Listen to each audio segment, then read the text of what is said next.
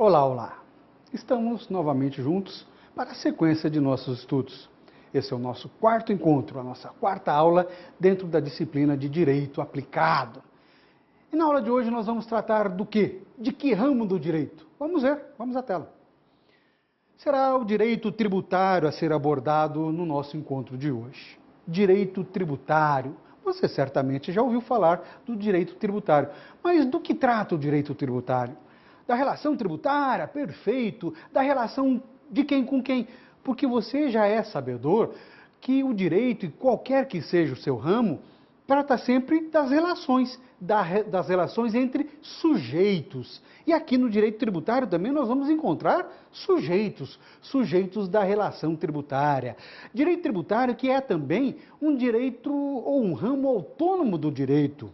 Quando nós falamos em ramo autônomo, nós vamos dizer que ele possui as suas normas próprias, os seus princípios e regras, ou seja, coisa que ele é distinta, que faz com que somente diga direito a ele. Isso não quer dizer que ele é afastado dos demais ramos do direito, não, em hipótese nenhuma. Por quê? Porque os ramos do direito andam sim interligados, quase que de mãos dadas uns com os outros. Então, no dia de hoje, vamos abordar tudo aquilo que tem, ou pelo menos o que nós reputamos como mais importantes dentro do direito tributário.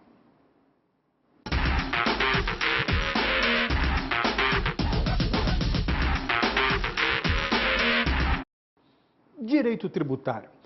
Qual é o cerne, o grande objeto de estudo do direito tributário?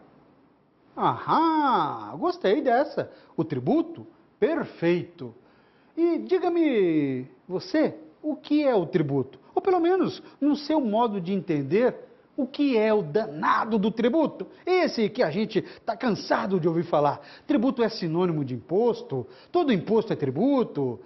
Como funciona isso? Já embaralhou? Calma! A nossa posição aqui é justamente para desembaralhar, para explicar, para deixar com que os conteúdos, os institutos do direito fiquem mais facilmente entendidos. Vamos ver se o que você pensa ser o tributo é o que a legislação caracteriza como tal? Vamos dar uma olhada. Eu trago para você o que a Lei 5.172 de 66 considera como tributo lá no seu artigo 3º. Essa lei ela é chamada de Código Tributário Nacional, ou CTN para os íntimos, por assim dizer. Está exatamente dessa forma no artigo 3º. Tributo é toda prestação pecuniária, compulsória, em moeda ou cujo valor nela se possa exprimir, que não constitua sanção de ato ilícito, instituída em lei, e cobrada mediante atividade administrativa plenamente vinculada. Viu? Não é exatamente isso que você pensa ser o tributo? Aí você fala, professor, agora você me deixou mais doido ainda. Calma. Veja, isso aqui é o que o ordenamento jurídico considera como tributo. É que dessa forma fica muito mais difícil nós entendermos o que é o tributo. Mas na aula de hoje nós vamos, e principalmente num determinado momento, eu trarei novamente essa conceituação legal do tributo e vamos fragmentá-la para que esse entendimento possa ficar melhor ou melhorado, por assim dizer. Tenho certeza que depois disso você vai ficar muito mais tranquilo em relação ao que seja tributos, tá bem?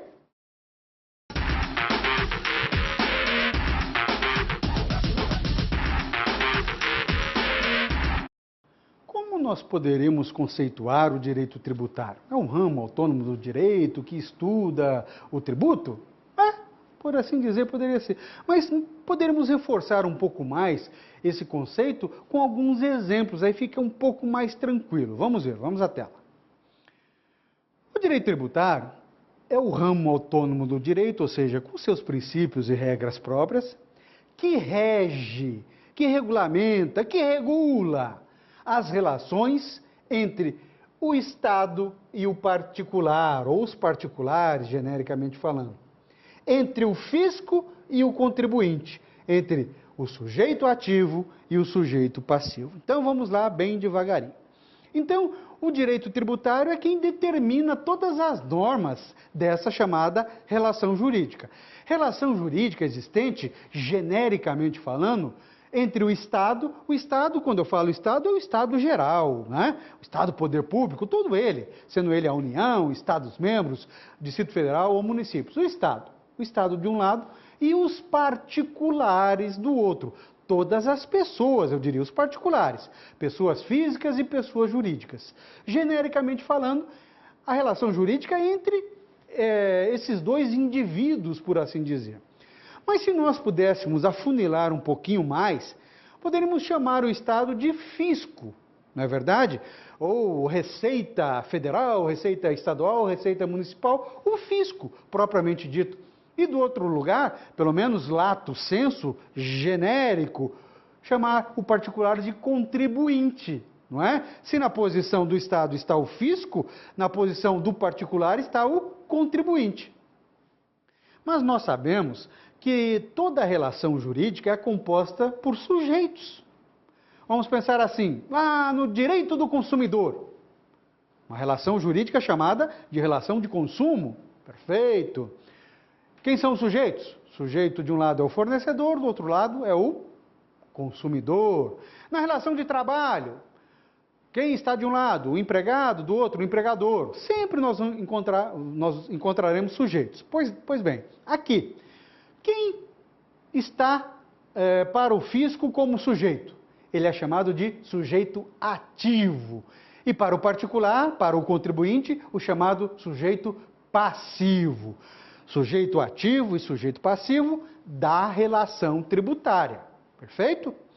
Outros sujeitos ativos e passivos nós podemos encontrar em outras relações, que não necessariamente seja o Estado de um lado e do outro o contribuinte. Então, o direito tributário, na realidade, ele rege as relações entre o sujeito ativo e o sujeito passivo da relação tributária, ou seja, entre o fisco e o contribuinte. Mas será que ele existe somente para isso? Para regulamentar essa relação jurídica? Eu creio que ele existe para mais um pouquinho. Vamos ver. Ele foi criado para delimitar o poder de tributar e evitar os abusos no exercício desse poder. Para delimitar o poder de tributar. Quem tem esse poder de tributar? Os dois sujeitos dessa relação? Será que o particular, ele tem o poder de tributar? Ele pode criar um tributo? Claro que não. Perfeito, gostei, mas não precisa ficar nervoso também. O Estado, então, tem o poder de tributar, o poder dado já pela Constituição Federal. A Constituição Federal dá esse poder ao Estado. Falou, você pode tributar, você pode legislar sobre o tributo. E dá os parâmetros, os requisitos, etc. Não é assim também. Pode tributar e pronto, pode criar o tributo que você queira. Não, não é bem assim. E ele, além de delimitar esse poder, ele também pode sancionar o Estado quando do abuso desse poder. Aí você me pergunta, mas será, professor? Será que o Estado, sendo sabedor do que ele pode, do que ele não pode fazer em relação ao tributo, criar base de cálculo, criar alíquota, determinar quem são os sujeitos passivos daquela relação, será que não está tudo ali na lei? Por mais que esteja, às vezes o Estado peca sim, ou talvez por omissão, ou por desconhecimento, ou porque se esqueceu, vamos chamar assim, de uma legislação e faz coisa que não deve. Quando acontece isso, é claro, o contribuinte, o sujeito passivo, que é a parte mais frágil dessa relação, ele pode arguir determinada inconstitucionalidade ou ilegalidade e rever aquela situação tributária que foi criada. Isso tudo o direito tributário determina e dita, então, as normas com seus princípios e regras próprias. O direito tributário, em outras palavras, é assim que funciona. E onde nós vamos encontrar, pelo menos no seu bojo, como normas gerais, como normas de base desse direito tributário? Será que você faz uma ideia?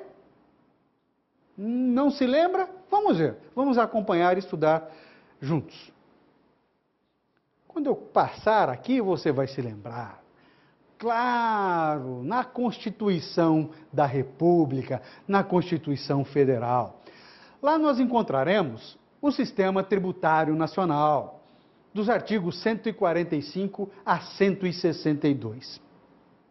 Portanto, a Constituição da República, ela dita as normas de todo o direito, genericamente falando, incluindo isso aí, e é claro, o direito tributário, determinando assim suas normas de base. Então, na Constituição da República, e nós já falamos também disso quando tratamos do direito constitucional, nós podemos encontrar, sim, todas as normas de base de todo o direito. Direito tributário, direito do trabalho, direito empresarial, tudo lá na Constituição, mas em normas de base. É claro que depois precisa vir alguma coisa que regule, que regulamente determinada situação. Viriam as leis, as portarias, instrução normativas, tudo abaixo naquela pirâmide keyosiana que também falamos. Então, em relação ao direito tributário, Sistema Tributário Nacional, do artigo 145 ao artigo 162. Principalmente determinando através de princípios constitucionais o que o Estado pode ou não pode fazer, ou seja, delimitando o poder de tributar do Estado. Então, nós veremos alguns desses princípios e tenha a certeza de que, se você entender esses princípios constitucionais tributários, certamente, não tenha dúvida disso, você entenderá o direito tributário. E eu não costumo mentir, não, tá bem? Então, confie em mim e vamos começar a estudar esses princípios. Vamos ao quadro. O primeiro desses princípios, nós não vamos encontrar na Constituição Federal escrito dessa forma.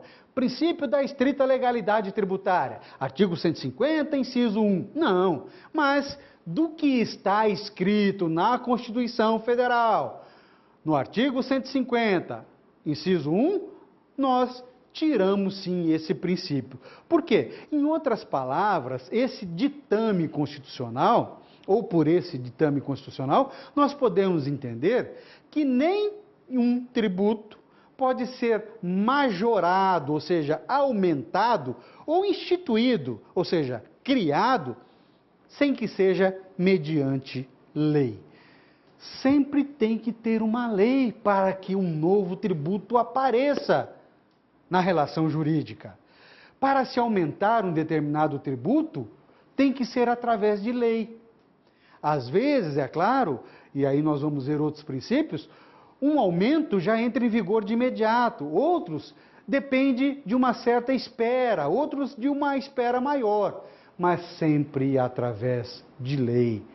Às vezes, aí você me pergunta, professor, mas eu conheço uma situação de um tributo que foi aumentado por medida provisória. Calma, isso não chega a ser uma exceção ao princípio da estrita legalidade. Por quê? Porque a medida provisória, ela também, dentro do sistema jurídico, é uma possibilidade, e aí dada ao Poder Executivo, de, entre aspas, legislar, porque essa função é precípua do Poder Legislativo, é, através de uma medida provisória, aumentar, por exemplo, um determinado tributo, o IPI, por exemplo.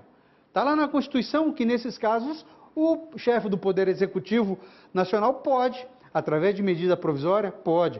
Mas essa medida provisória, ela tem tempo, ela tem um prazo de duração. Ela dura 60 dias, podendo ser prorrogada uma única vez por mais 60 dias. Aí ela perde o vigor.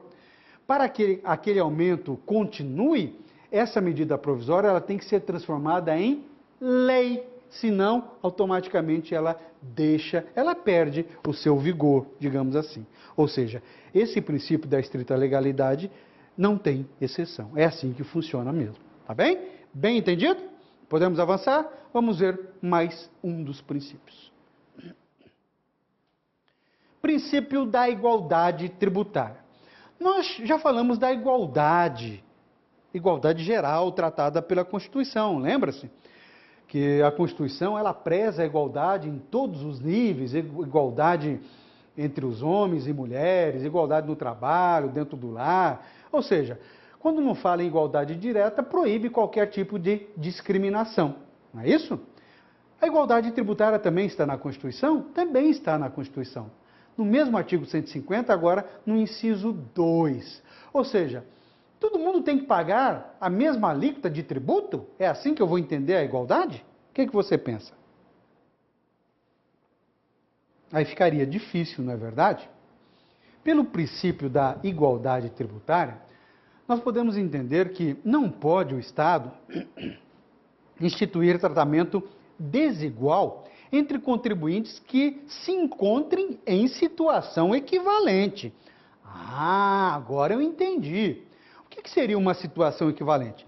Vamos pensar no imposto de renda, que é aquele imposto que todo mundo está mais careca do que eu de saber, ou pelo menos de falar, ou de ser cobrado. Tá bom. Imposto de renda. Nessa situação, o Estado não pode cobrar daqueles que estejam na mesma situação um imposto de renda diferente. Aqueles que ganham R$5.000, têm uma renda de R$5.000 por mês, devem pagar o mesmo, a mesma quantia do imposto de renda? Em tese, sim. Se eles não têm abatimentos diferenciados, deveriam ser dessa forma tributados. Mas e aqueles que estariam com remunerações diferentes? Um tem uma remuneração de 30 mil e o outro de 3 mil. Como que esse princípio da igualdade, então, é aplicado? E agora já ficou mais difícil. Calma, eu trago um dizer de um filósofo bem antigo. Ele já pensava aplicar a igualdade dessa forma. Vamos ver. Tratar de forma os iguais e de forma desigual os desiguais, na medida de suas desigualdades ou na medida em que se desiguala. Então Aristóteles, ele já dizia assim: eu aplico o princípio da igualdade tratando os iguais de maneira igual. Poxa vida, aí fica tranquilo. Esse exemplo que nós demos, aqueles que têm uma remuneração igual, de 5 mil, devem pagar a mesma alíquota, o mesmo valor de imposto de renda? Me parece razoável pensar que sim. Tá bem, e como que eu vou aplicar o princípio da igualdade tratando os desiguais de maneira desigual, na medida em que se desigualam? Ah, meu Deus do céu! Calma, calma! É muito fácil.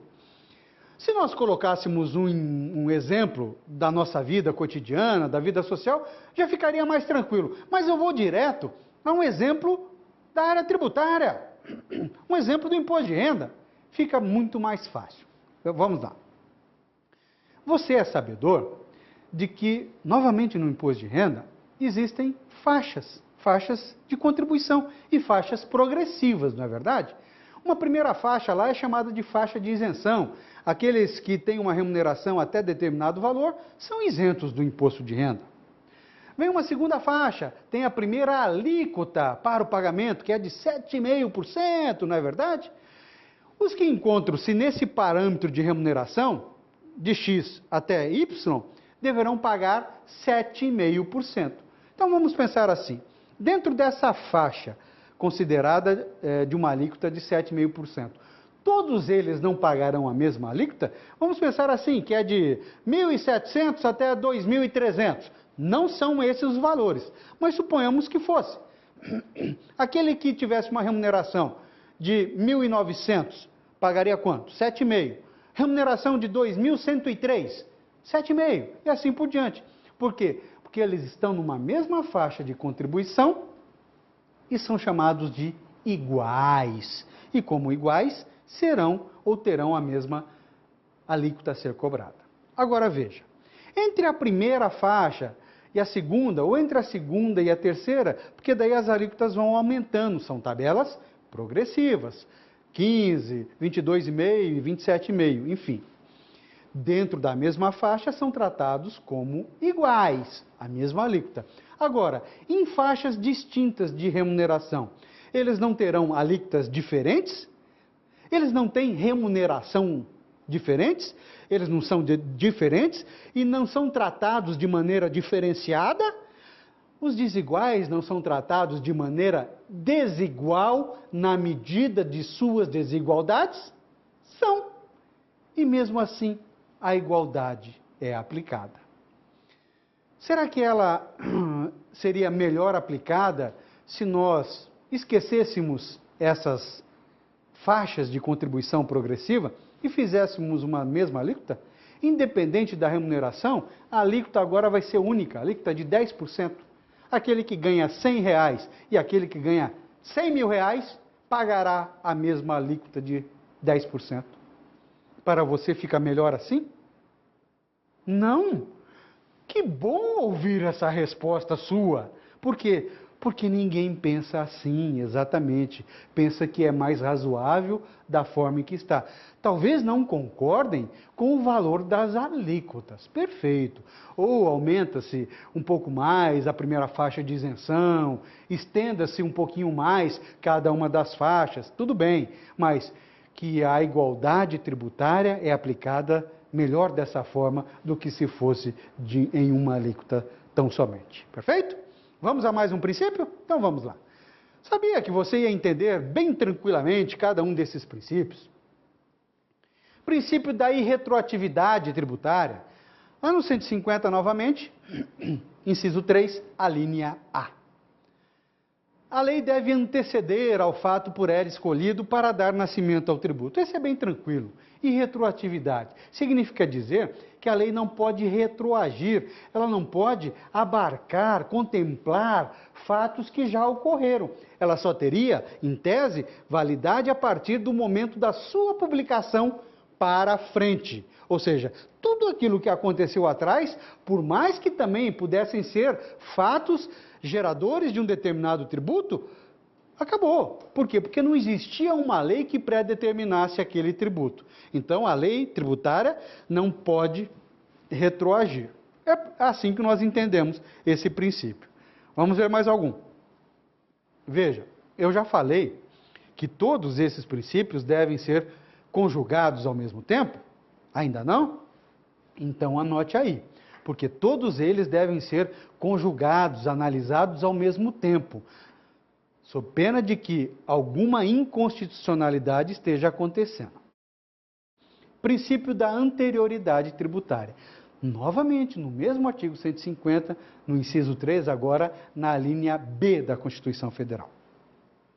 A lei não pode criar ou majorar, aumentar tributos e cobrá-los no mesmo período de sua instituição.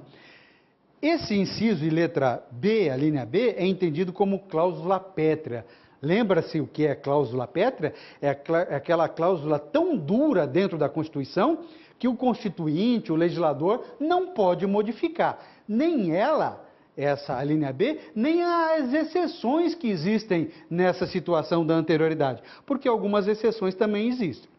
Mas por esse princípio da anterioridade, nós podemos entender que, para o Estado, genericamente falando, cobrar um determinado tributo ou o aumento naquele tributo já existente, ele teria que esperar o próximo exercício fiscal. Não pode ser no mesmo período fiscal daquele onde haja sido publicada a lei que os instituiu ou aumentou. Vamos pensar assim: um determinado tributo foi criado ou aumentado e a lei que o criou ou aumentou, porque toda a lei deve ser publicada, foi publicada no dia 1º de junho. Se nós analisássemos somente esse princípio, mas volto a repetir, todos eles devem ser analisados ao mesmo tempo. Se analisássemos somente esse princípio, a lei foi publicada dia 1º de junho. Quando ele poderia ser cobrado? Eu não falei de quando a quando vai o período fiscal ou o ano fiscal no Brasil. O ano fiscal vai de 1º de janeiro a 31 de dezembro. É o ano inteiro, tá? Então, de 1º de janeiro a 31 de dezembro vai esse ano fiscal. Se a lei foi publicada dia 1º de junho, o Estado, ou seja, aquele ente criador daquele determinado tributo, só poderia cobrá-lo a partir do dia 1º de janeiro do próximo exercício fiscal. Fechou, por esse princípio. Como exceção, e aí você vai encontrar ali naquele artigo 150, inciso 3, podemos encontrar o imposto de importação, imposto de exportação, entre outros. São exceções a esse princípio. Nessas exceções aí não precisaria esperar o próximo exercício fiscal. Tá bem? Tem mais princípio importante, vamos ver. E para não complicar a sua vida, tem mais uma anterioridade. Mas uma anterioridade chamada de mitigada, ou seja, abrandada, mais branda, também chamada de espera nonagesimal. Lá no 150, inciso 3, letra C. É vedado cobrar tributos antes de decorridos 90 dias da data em que haja sido publicada a lei que os instituiu ou aumentou. Uma espera, então, um pouco menor, dependendo da data que tenha sido publicada a lei. Então, o Estado poderia escolher qual anterioridade que ele queira, a que melhor atenda os seus interesses? Não, claro que não. Nós já dissemos que todos os princípios tributários devem ser analisados ao mesmo tempo. Então, é mais uma espera que o Estado tem que fazer. Esperar 90 dias da data da lei que os instituiu ou aumentou. No mesmo exemplo, se a lei foi publicada dia 1º de junho, se nós analisarmos somente esse princípio, vamos deixar o resto um pouquinho de fora, para que nós possamos entender somente esse. Espera de 90 dias. A lei foi publicada dia 1º de junho, 1º de julho, agosto, setembro. A partir então de 2 de setembro, pode ser cobrado. 90 dias. Perfeito. Agora vamos juntar todos eles e principalmente a anterioridade anterior, literalmente falando, à espera do próximo exercício, tá? Porque tem que esperar as duas, tem que esperar os 90 dias e tem que esperar o próximo exercício fiscal. Isso para todos os tributos, com a exceção que consta na Constituição, porque aqui também tem exceção. A maioria delas estão nos dois casos, imposto de importação e imposto de exportação. Ou seja, para esses tributos que estão ali na exceção, não precisa esperar nem o próximo exercício fiscal e nem os 90 dias. Mas, voltamos no mesmo exemplo. 1º de junho, foi publicada a lei criando um determinado tributo ou aumentando um já existente. E esse tributo, ele não faz parte de nenhuma das exceções. Que dia que poderia então ser cobrado esse aumento ou o novo tributo? 90 dias depois? No próximo exercício fiscal? É facinho. Você conta os 90 dias primeiro. Junho, julho, agosto, setembro. Já está no próximo exercício fiscal? Não. Então, automaticamente, passe para o 1º dia do próximo exercício fiscal. E pronto. Mas ele poderia ter sido publicado em novembro? Poderia. 1º de novembro, vamos pensar assim. Dezembro, janeiro, fevereiro. 90 dias. Já está no próximo exercício fiscal? Já. Então, é dessa data que deu os 90 dias que pode começar a cobrar. Difícil? Claro que não. Então, vamos lá que ainda tem muito chão a ser percorrido. Princípio da capacidade contributiva. Esse foge um pouquinho do 150, lá no 145, parágrafo 1º da Constituição. Capacidade contributiva, capacidade de contribuir. Tem como objetivo encontrar um nível ideal de tributação, que permita ao Estado garantir suas necessidades econômicas, sem tirar do contribuinte mais do que ele possa suportar. Me parece razoável também. Cada um paga o que pode. Nada mais é, e vamos voltar nas faixas progressivas de contribuição do imposto de renda. Entende-se que quem está ou quem tem remuneração que esteja dentro de cada faixa de contribuição tem a condição, tem a capacidade de contribuir com aquela determinada alíquota. É um apenso, por assim dizer, do próprio princípio da igualdade ou da estrita igualdade tributária. Entende assim também? Princípio da capacidade contributiva. Mas tem algum, ou mais algum pelo menos. Vamos ver. E aí já encerramos o estudo dos princípios, tá bem? Princípio da vedação ao confisco, ou da proibição do confisco, como queiram alguns. Lá no 150, inciso 4. Não cabe ao Estado instituir tributo com efeito confiscatório, afrontando o direito de propriedade. instituir um determinado tributo com efeito confiscatório não tem a ver com o Estado poder ou não confiscar algum bem do particular, porque em determinadas situações, principalmente de ilegalidade, o Estado pode sim confiscar, quando esteja sendo praticado um crime, quando praticou-se um crime, vamos pensar no crime de contrabando ou mesmo de descaminho, essas possibilidades a legislação prevê como possibilidade clara de confiscar o bem do particular, e até mesmo na esfera tributária, sem problema nenhum. Esse princípio quer dizer, em outras palavras, que o tributo ele não pode ser tão pesado, a sua carga tributária não pode ser tão alta, que atente diretamente à propriedade do particular. Vamos pensar assim, o IPTU, que é um imposto, não é verdade, que você paga sobre a propriedade territorial urbana, seja de 25%. Teu imóvel tem um valor de R$100 mil e cada ano você paga R$25 mil de IPTU. Isso é efeito confiscatório. E a Constituição, então, proíbe esse tipo de situação. Tá bom? Bem tranquilo. Tranquilo também em relação aos princípios? Podemos avançar um pouco mais em nosso estudo? Então vamos lá, vamos à tela, que ainda tem bastante coisinha para a gente verificar. Volto com o conceito de tributo, para que aqui nós possamos fragmentá-lo um pouco mais e você possa entender. Tributo é toda prestação pecuniária compulsória, muito tranquilo. Tributo é toda prestação. Prestação aqui, nós vamos pensar num ato de dar. Ato de dar o quê? Pecúnia, prestação pecuniária. Pecúnia nada mais é do que dinheiro. Dar dinheiro, compulsoriamente. O que é uma situação compulsória? É uma situação obrigatória. Então, pelo menos por enquanto, é todo ato de dar dinheiro obrigatoriamente. Opa, já melhorou um pouquinho. Então, pagar o tributo é obrigação? É obrigação. Vamos ver, vamos seguir. Em moeda ou cujo valor nela se possa exprimir. Em princípio, portanto, em moeda, em dinheiro propriamente dito, em numerário. Agora, se você não tiver dinheiro, você pode pagar em alguma coisa que faça o papel do dinheiro, ou cujo valor nela se possa exprimir, ou cujo valor nela moeda se possa exprimir. Você pode pagar em outra coisa. Você pode pagar em cheque, por exemplo? Pode.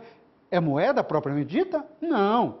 Você pode pagar num caixa bancário, você pode autorizar o banco a debitar na sua conta, enfim, tem uma enormidade de formas de você pagar o seu tributo que não seja em dinheiro vivo, em moeda corrente do país. Bem, tem mais um pouquinho. Que não constitua sanção de ato ilícito. O tributo, ele não pode ser uma penalidade pela prática de um determinado ilícito. Por quê? Porque aí será a chamada multa a ser cobrada. E multa não é tributo. Pode até ser que aquela determinada multa vá para os cofres do mesmo ente tributante. Não tem problema. Uma multa de trânsito, vamos pensar assim. Você recebeu aquela multa por quê? Porque você praticou um ilícito penal. Vamos pensar assim, você ultrapassou em um sinal vermelho. Vem, alguém anotou ali, um guarda de trânsito ou um daqueles radares, e você tem que pagar. Você infringiu a lei, uma lei de trânsito. Vem uma multa. Isso não é tributo.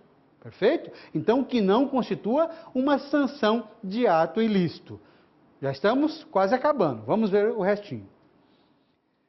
Instituído em lei, muito tranquilo, aplicação direta do princípio da estrita legalidade tributária, ou seja, não existe tributo sem que seja mediante lei, e cobrada mediante atividade administrativa plenamente vinculada. Aqui um pouquinho mais difícil. O que você pensa ser essa atividade administrativa plenamente vinculada?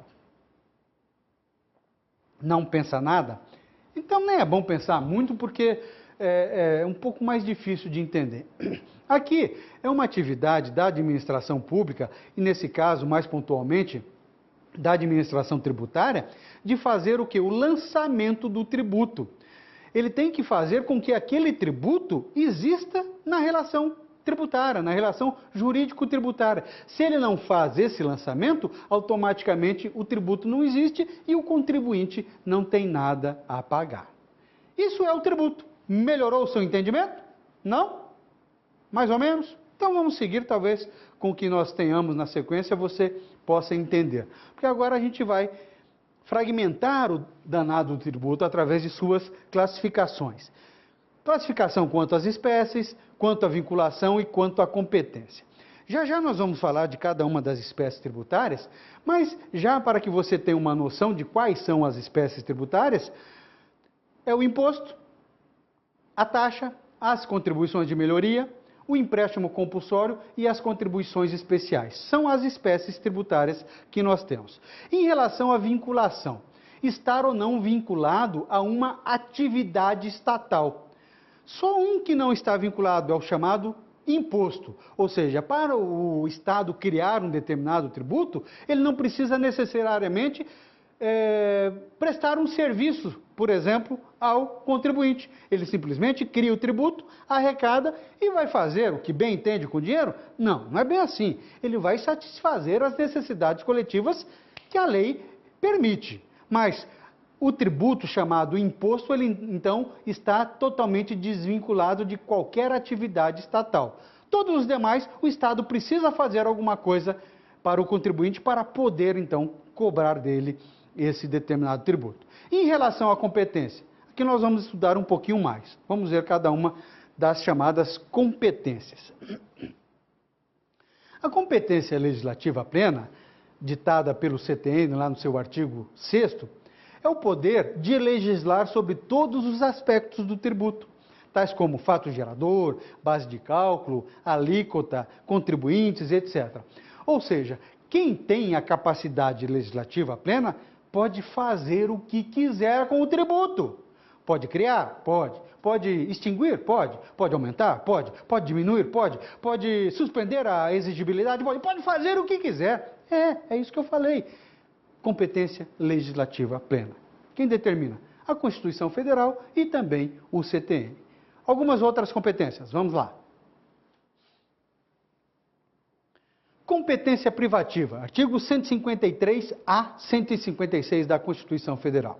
A competência privativa está ligada aos impostos. A cada ente tributante compete privativamente instituir certos impostos com previsão taxativa na Constituição Federal. Então, essa competência privativa, dada pela Constituição Federal, diz assim: União, Estados, membros, Distrito Federal e municípios, vocês têm o direito de legislar sobre esses impostos aqui e ponto. É um rol fechado. Estados, por exemplo, Estados membros, podem legislar sobre que tipo de imposto? Nós estamos falando somente de imposto. Imposto estadual, por exemplo, que você se lembra. Como? Claro, ICMS, ótimo. Um imposto municipal. ISS, fechou. E o imposto federal? Imposto de renda. Quem determina isso? A Constituição, através da competência privativa. Vamos ver mais alguma competência. Agora, a comum, lá no 145, 2 e 3 da Constituição. Está ligada às taxas e às contribuições de melhoria. Esses tributos são comuns a todas as entidades tributantes. Não significa dizer que possam invadir as áreas de atribuições das outras entidades tributantes. Não, é dentro das suas áreas. Cada ente tributante, a União, Estados e municípios, podem criar, dentro da esfera de suas atribuições, as taxas e as contribuições de melhorias. Perfeito? Muito tranquilo.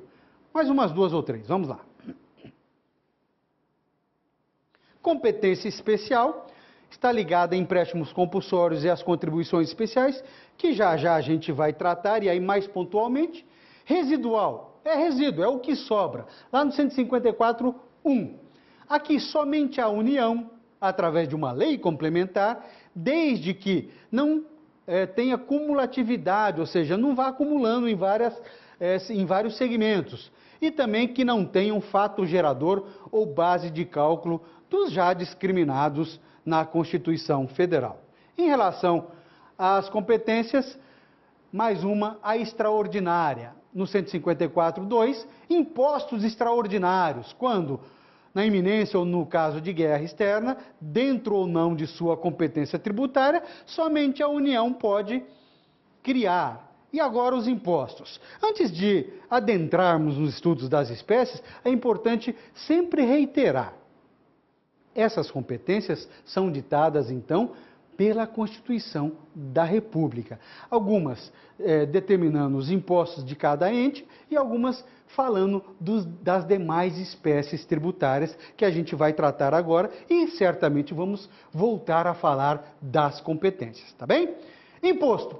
Já te lancei uma pergunta na aula de hoje. Todo tributo é imposto? E todo imposto é tributo?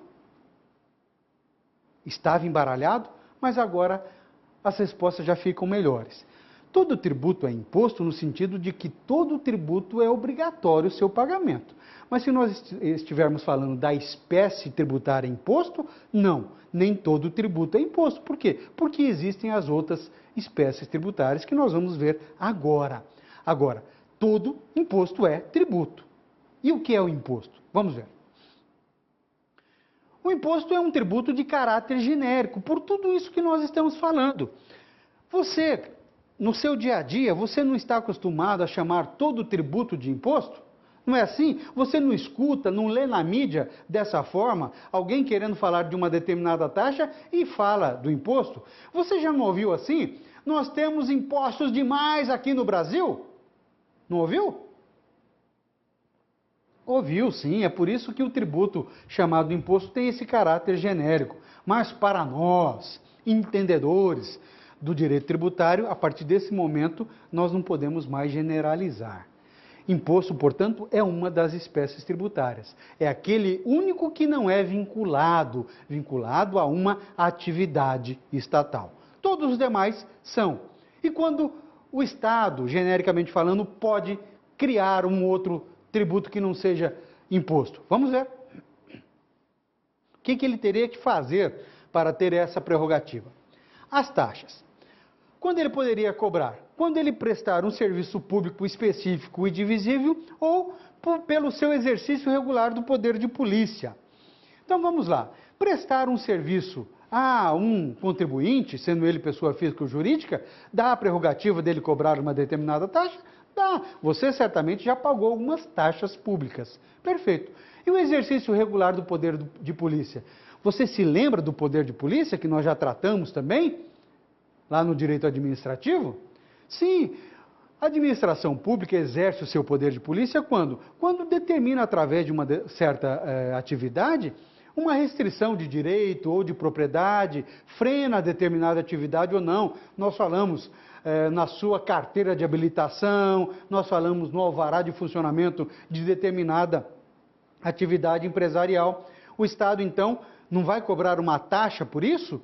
Por quê? Porque está exercendo o seu regular poder de polícia. É nesse sentido, então, ou são os fatos geradores capazes de fazer com que o Estado possa cobrar uma determinada taxa. Bem tranquilo, não é verdade? Vamos ver mais alguma espécie? Vamos lá. Contribuição de melhoria. Contribuir para melhorar. Quando que o Estado pode criar uma contribuição de melhoria?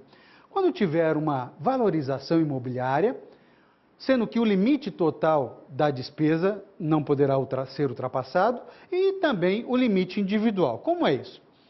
O Estado vai prestar um determinado serviço, uma obra pública, vamos pensar assim, e vai valorizar o bem imóvel do contribuinte. Aqui nós estamos falando somente em bem imóvel. E, obrigatoriamente, esse bem imóvel do contribuinte tem que ser valorado, ou seja, ele tem que acrescer de valor. Aí seria o primeiro requisito para o Estado poder cobrar essa contribuição de melhoria. O que ele poderia cobrar? Ele vai fazer essa obra, ele não pode cobrar dos contribuintes um valor maior do que aquilo que ele tenha despendido na obra, do que ele tenha gasto naquela obra. Muito menos o valor individual que cada propriedade particular tenha aumentado. Vamos pensar assim, uma propriedade aumentou 10% e ele cobre mais do que isso. Ou uma propriedade não teve nada de aumento patrimonial, não teve valorizado em nada. ele automaticamente não poderá cobrar nada. São os limites, então, pré-estabelecidos para que pudesse ou para que possa o Estado cobrar a contribuição de melhoria. Vamos ver mais duas espécies. Empréstimo compulsório, somente por lei complementar, ele é sempre provisório, como qualquer tipo de empréstimo, e é restituível, obrigatoriamente teria que ser restituível. Quando poderá ser cobrado? Em caso de calamidade pública, guerra externa ou na sua iminência, ou em caso de investimento público de caráter urgente e relevante interesse nacional. Felizmente, nós não temos nenhum empréstimo compulsório em vigor. O último que tivemos foi o dos combustíveis. Talvez você tenha pago alguma coisa nesse sentido. Mas está lá, garantido na Constituição, para que a União possa inseri-lo novamente. Por enquanto não tem. Vamos ver a última das espécies. Vamos lá. A contribuição especial ou contribuições especiais. Somente a União, com a exceção aos estados e municípios, quando tiver que custear o seu regime próprio de previdência. Ela se subdivide em contribuição para a Seguridade Social, de intervenção no domínio econômico e de interesse para as categorias profissionais e econômicas. Então, como regra, somente a União pode criar contribuições especiais, dando uma possibilidade aos estados e municípios de criarem também a sua, quando precisarem custear o seu regime próprio de previdência, aqueles que são estatutários. Senão, somente a União poderá, então, criar a chamada contribuição especial. São, então, as situações de espécies tributárias que nós estudamos, além do tributo, das competências e das vinculações de cada uma dessas espécies tributárias.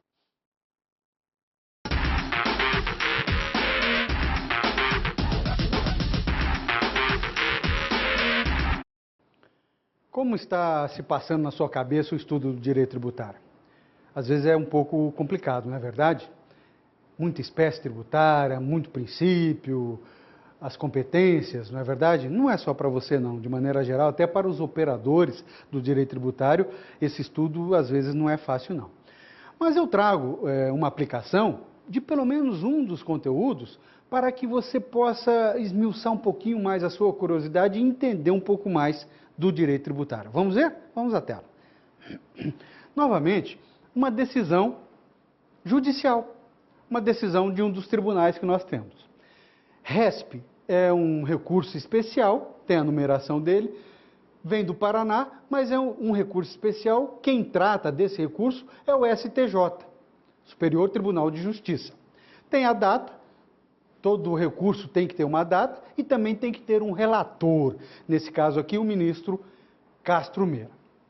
Você já é sabedor também que em toda decisão há que ter uma ementa, que nada mais é do que um resumo daquilo que foi analisado e decidido nesse recurso. Tá bem, a ementa desse recurso. O resumo.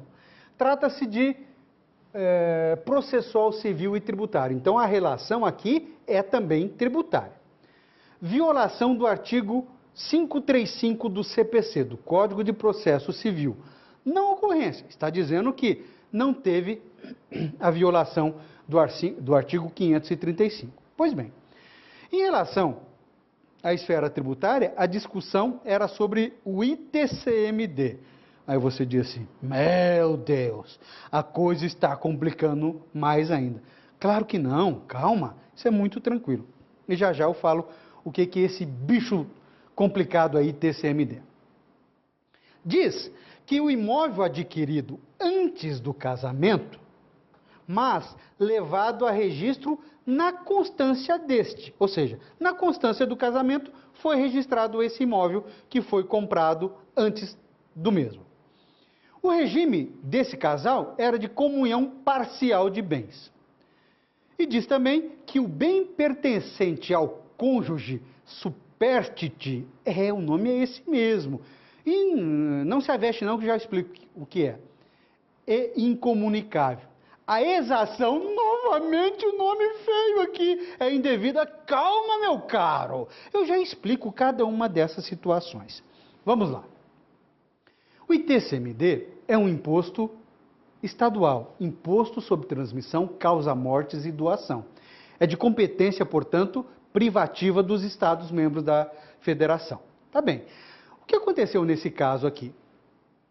Os dois casaram, mas antes do casamento, um deles comprou um determinado imóvel, mas não registrou. Comprou lá, fez a escritura e estava no nome dele. E depois sobreveio o casamento. Casaram em comunhão parcial de bens. Você sabe que na comunhão parcial de bens, tudo aquilo que se adquire na constância do casamento, divide-se pela metade. Não foi o caso. Esse bem já existia. Casaram-se e aí na constância do casamento, aquele que havia comprado foi lá e registrou. Registrou no seu nome com a sua situação civil, casado em comunhão parcial de bens. Perfeito. É raro de se encontrar isso? Claro que não. É até comum. Na sequência, infelizmente, um dos cônjuges faleceu. Faleceu. Nós todos morremos? Claro que sim. E aí, o Estado quis cobrar. Essa exação é o quê? É a cobrança. O Estado quis cobrar para que ficasse somente o imóvel para aquele ali. Porque normalmente viria-se um inventário, a outra parte teria direito a 50%. Então, pelo menos dos 50% daquele que faleceu, o Estado queria dar uma mordidinha. E é claro, o contribuinte entendeu que não deveria pagar. Fez o quê? Demandou judicialmente essa ação e chegou até o STJ. O STJ entendeu que realmente é indevida a cobrança. A exação é indevida, porque o cônjuge supérstite, aquele que ficou, o viúvo ou a viúva, já era proprietário daquele bem imóvel, que foi adquirido antes do casamento e, portanto, não se comunica. Casando-se depois, o cônjuge dele não tem direito a nada. Foi essa a situação. Viu como ficou bem tranquilo uma aplicação de alguns conteúdos do direito tributário? Eu sabia que ia ser assim.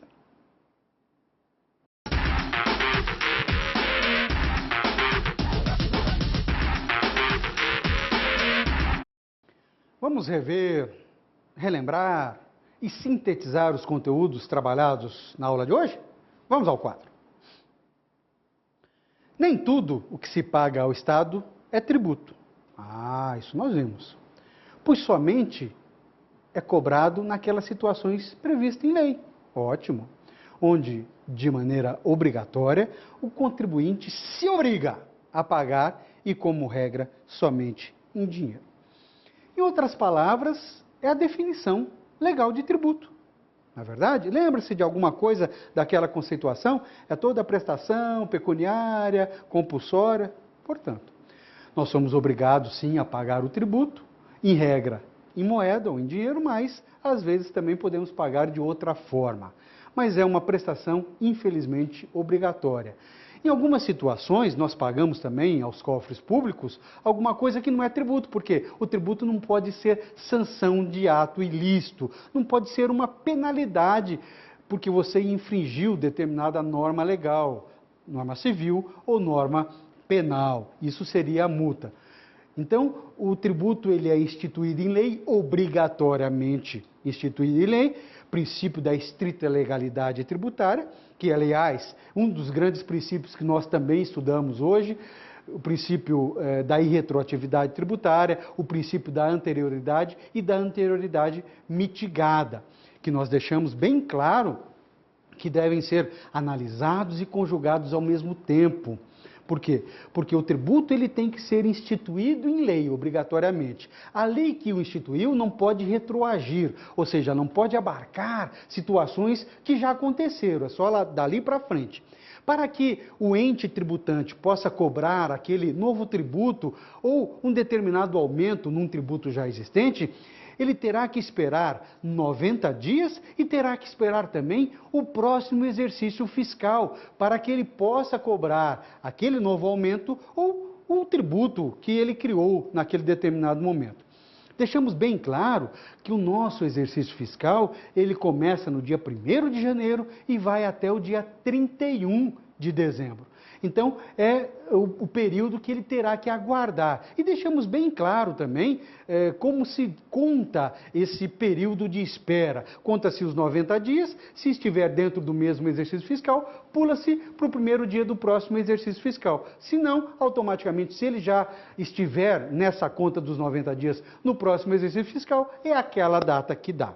Foram os institutos, as instituições e os conteúdos tratados na aula de hoje que tratamos da relação jurídico-tributária dentro do direito tributário. Novamente, o nosso tempo se acabou, mas nos vemos no próximo encontro. Até lá!